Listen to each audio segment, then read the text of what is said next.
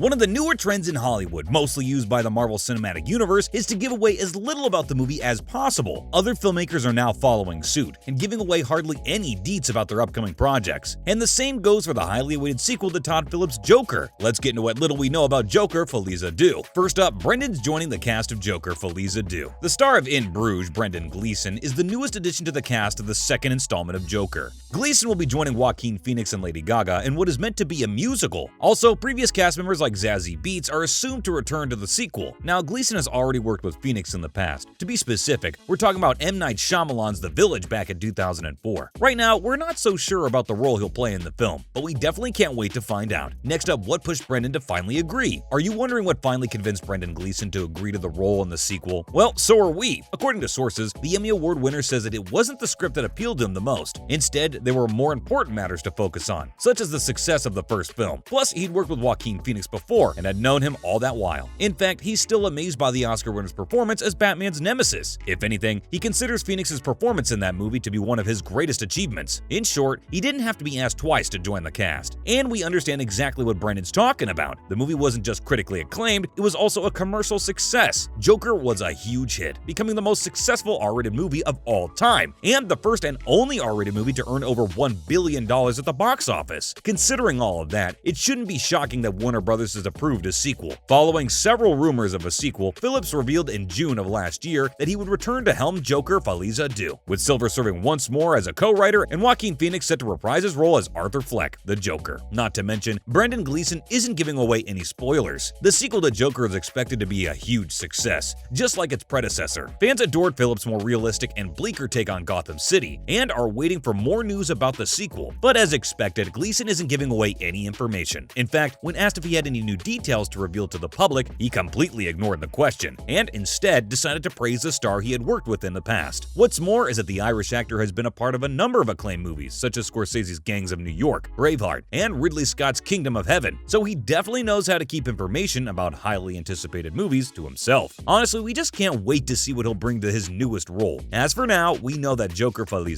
Deux is set to release on October 4th, 2024. Coming up, here's what we know about the plot. There hasn't been quite a lot of news about the sequel yet. In fact, the first bit of information we received was about Lady Gaga's casting as Harley Quinn, and according to the Film and Television Industry Alliance, the plot is pretty straightforward. The sequel's gonna follow Harley Quinn, who's a shrink at the Arkham Asylum, as she falls in love with her patient Arthur Fleck. Basically, it's all about the romance between the two characters. Now, here's something that took the world by storm. Not only do we know that Gaga is starring in the sequel, but the movie's also going to be a musical, and we don't blame fans for being shocked. We are too. Following up, there are a lot of expectations for the sequel. Phillips may be able to stay true to the original material, because the last time we saw Joker was at Arkham Asylum, based on the plot of Folie, Deux. It appears a new psychiatrist will begin working at the facility soon. And here's the interesting bit. The sequel's title, which translates to The Madness of Two, is a rare phenomenon in which two people go through a shared psychosis. Usually this happens when a dominant person forms a delusion and forces it on a subordinate, which would seem to perfectly describe the Joker's manipulation of Harley. According to Batman the Animated Series, Dr. Harleen Quinzel was a psychiatrist whose life was permanently transformed when she started interning at the renowned Arkham Asylum. And while all of Arkham's patients fascinated her, the Joker really seemed to capture her attention in particular. In fact, she fell head over heels for the charismatic clown, thinking that he was just a victim of circumstance who was misunderstood. And it didn't take long until she became his sidekick, Harley Quinn. On the other hand, she failed to see that she was being manipulated from the beginning by the Joker. Since then, several other DC projects have explored and dissected this toxic romance that was founded on the Joker's deceit. Moving on, here are our picks of the best Jokers we've seen so far. At number 4, we've got Joaquin Phoenix. The standalone Joker movie by director Todd Phillips was controversial and unexpected, to say the least. In fact, it gave us an alternate universe take on the character. While Joker lived in Gotham City before Batman existed, the story is very different from any of the existing comics. Here, Arthur Fleck is a failing comic who becomes a criminal, much like the Joker in Alan Moore's The Killing Joke. Phoenix took on the role that had already been played by several notable actors, so fans wondered if he would use one of the past actors as inspiration or give us a completely new version of the beloved villain. And what we got was completely new and inspiring. The character was complex, pitiful, misunderstood to an extent, and mentally unstable. It's fair to say that Phoenix played the part to perfection. At number 3, there's Jack Nicholson. Jack Nicholson's Joker is probably one of the best versions of the villain out there. After Cesar Romero, Nicholson was the first live-action Joker in quite a long time. He didn't just depict the Joker's iconic laughter, but also brought a charismatic version of the Joker that Harley probably fell in love with. Nicholson's Joker follows the story as the one that first appeared appeared in Detective Comics number 168, written by the amazing Bill Finger. Now, in that story, the Joker falls into a vat of chemicals by Batman, but in the movie, Nicholson's Joker kills Batman's parents, which boldly brings a new reason for the complex relationship between the two characters. Ever since then, Nicholson's look has inspired Jokers, and it's definitely one of our favorites to date. In second place, we've got Heath Ledger. Heath Ledger was actually supposed to play Batman after one of the worst versions of Batman was released. Yes, we're talking about Batman and Robin, the one starring George Clooney. Fortunately for DC fans, Christopher Nolan would take a chance on Batman and bring to life one of the best trilogies ever. The Dark Knight may just be one of the best superhero movies, and one of the main reasons for that is Ledger's performance as the Joker. He's the unstoppable force to Bruce Wayne's immovable object. From the relentless opening of the bank heist, in which the Joker secretly manages every little thing to his crazed whims, to the impossibly difficult decisions he forces on the residents of Gotham City, the Joker shows he's as chaotic as believed. The interrogation scene between Batman and the Joker, which the Joker exploits to reveal the weaknesses Bruce Wayne thought no one could perceive, is the centerpiece of the film. This Joker shows various potential origins, maintaining his biography as multiple choice as a nod to the Killing Joke. Without a name or a past, this Joker assumes an absolute and final status, casting a shadow that succeeding actors will find extremely difficult to dispel. In first place, we've got Mark Hamill. The Joker has been voiced by countless voice actors over the years, in an entirely different animated DC universe. Among them is the obsessive, kid-friendly Joker played by Zach Galifianakis in the Lego Batman movie. Then there's also the humorous Harley Quinn series on HBO Max that stars Alan Tudyk as the villain. And who can't forget Troy Baker's role in the prequel video game Batman Arkham Origins. But let's face it, Mark Hamill, also known as Luke Skywalker, is the greatest animated Joker. The iconic Batman the Animated Series brought us a Joker straight out of the Silver Age, complete with ridiculous schemes and outrageous antics that are always a blast. In the animated rendition of Alan Moore and Brian Bolland's renowned one-off The Killing Joke, Hamill plays up his manic laughing and snarling delivery, which is just as comical as it is horrifying. Beginning with Batman Arkham Asylum, which offered us one of the most gripping bat stories of any medium, he brought his performance over to the world of video games. There's no doubt that Mark Hamill's Joker will always be one of the best Jokers ever. That's a wrap for this video. Are you excited about the sequel to Joker? Let us know in the comments below. Make sure to give this video a thumbs up and subscribe to our channel for more videos like this. See you in the next one.